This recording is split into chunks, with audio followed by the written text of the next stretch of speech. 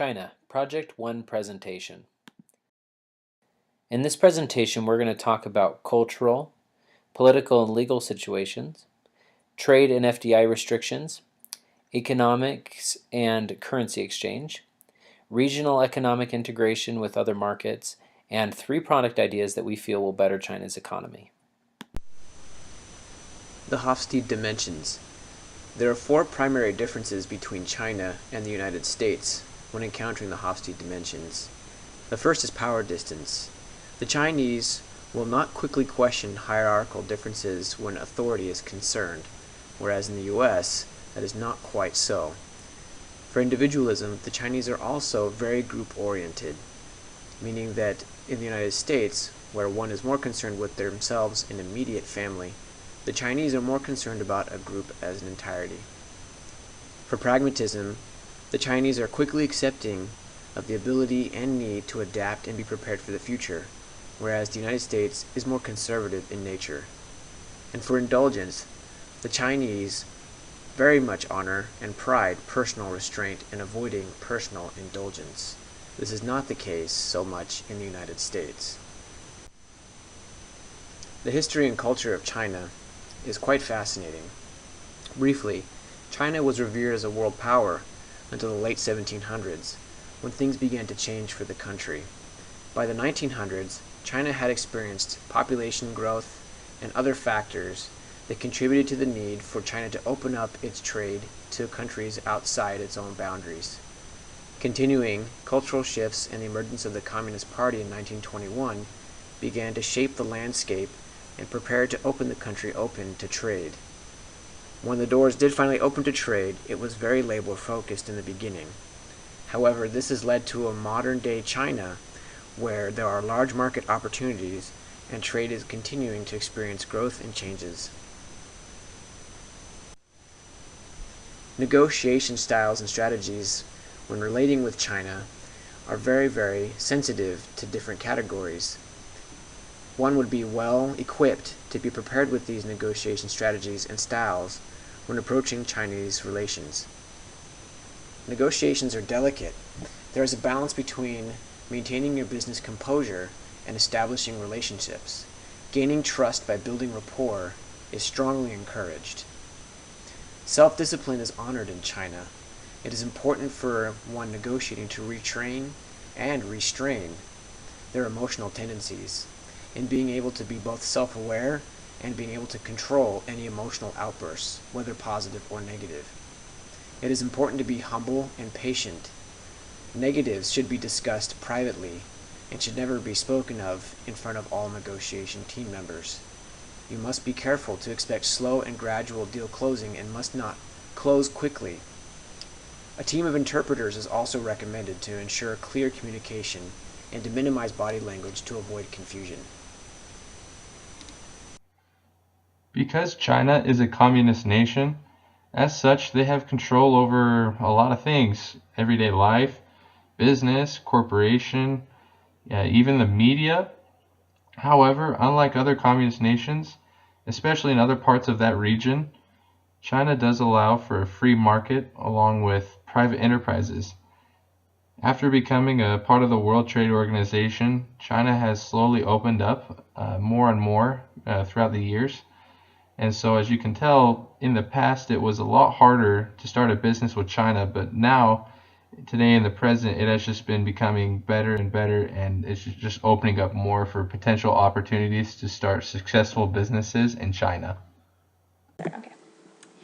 The economic freedom chart is shown here on this slide with China compared to USA and the world. Some categories to pay attention to are property rights, investment freedom, financial freedom, and freedom of corruption. Freedom of corruption is a big one to pay attention to because most enterprises are owned by government officials. And so when government and business mixes together and there are corrupt leaders in both of them, corruption is the result of that.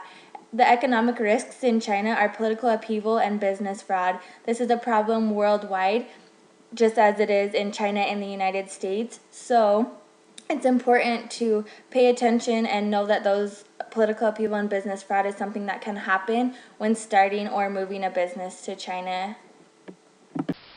China joined the WTO in late 2001.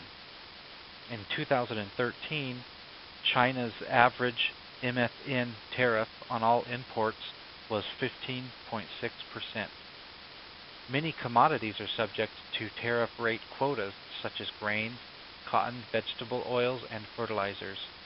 Anywhere from 10 to 90% of the quotas are reserved for non-state traders. China has agreed to eliminate all subsidies prohibited under Article 3 of the WTO agreement, including all forms of subsidies contingent on the use of domestic over imported goods. Harmful subsidies continue to affect American trade. Subsidies are both huge and directed almost entirely to state-owned enterprises, particularly in coastal regions, says Dr. Derek Scissors to the House Foreign Relations Committee. The currency in China is the renminbi. The exchange rate for a Chinese renminbi to a US dollar is 6.23958. Inflation is at a 5-year all-time low. In November, it was at 1.4%, and in December, it was at 1.5%. So within a month it had only increased 0.1%. And the 1.4% in November is the lowest that China has seen in 5 years.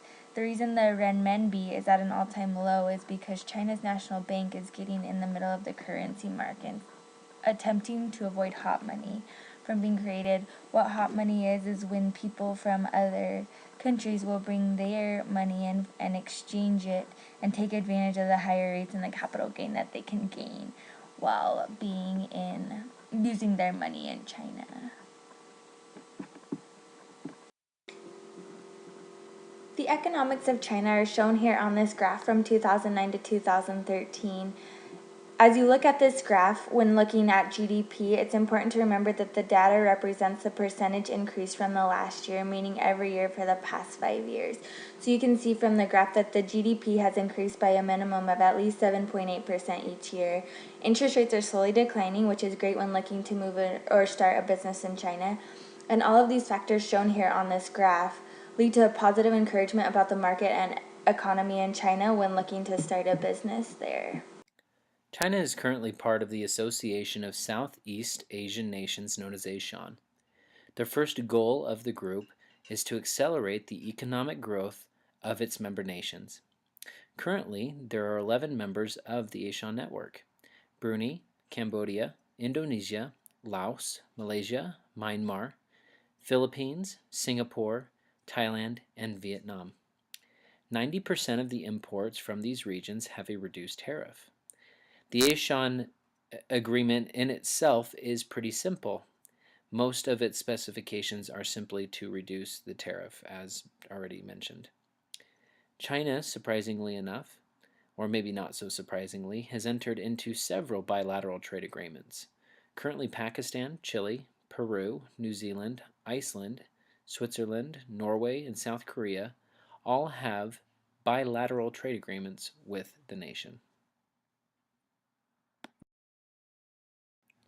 There are 3 products and services that we would like to incorporate into China's economy. The first is water treatment and sanitation plants. The second is tree nuts. And the third is telecommunications. As most of the world knows, China's pollution problem is at an all-time high. Polluted waters have led to the lack of hygiene and, as a byproduct, poor health. Not to mention fish consumption is extremely dangerous. One of the main concerns that we have going into this is actually funding the project. With China's size being so large, it will be really hard to cover all of China's water sources. However, we plan to help those in the rural areas first, as there are less sources of water sanitation and treatments out there. If we can succeed, we'll see a decline in disease, have an increase in drinkable water, and ultimately we'll be able to sustain life at a higher level. Yes, tree nuts. China is one of the world's leading importer of tree nuts. This year alone, there's expected to be a 15% increase in the import of walnuts and almonds. Not only that, but one of the reasons that China's need for nuts is so high is because they have problems growing them domestically. Poor fertilization and pollution are the main causes of these problems. GDP and nut consumption have a positive correlation.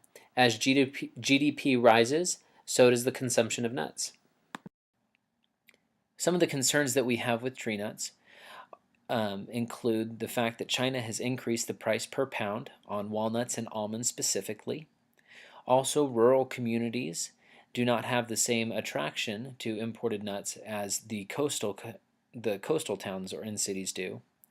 Also, China has made an increased effort to localize nut production, even in offering incentives to farmers. However, most farmers, knowing the value of these nuts, rarely give them up or put them in the market.